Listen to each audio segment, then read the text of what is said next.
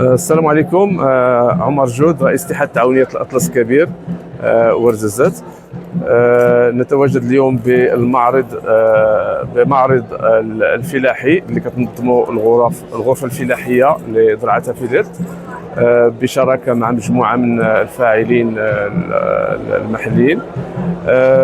اليوم سعداء باش نتواجدوا مع التعاونيات الفلاحية من المتوافده، لا من جهه زراعه فيدرت ولا من كامل ربوع الوطن، باش نشاركوا بالمنتوج ديالنا.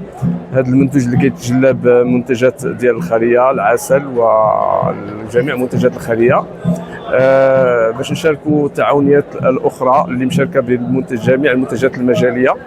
اليوم سعداء باش نكونوا نقدموا واحد القيمه مضافه لهذا المعرض وهذه التظاهره المتميزه اللي كتشارك في تطوير او في تطوير ديال الاقتصاد التضامني والاجتماعي اللي اتحاد تعاونية الأطلس الكبير كتوفر على جميع التراخيص اللي كتخول لها باش تشارك في هذا المعرض هذا ولا كافة المعارض وطنيا وجهويا. كنشكر القائمين على هذا المعرض، كنشكر المنابر الإعلامية اللي كتسهر باش تغطي إعلاميا مثل هذه التظاهرات.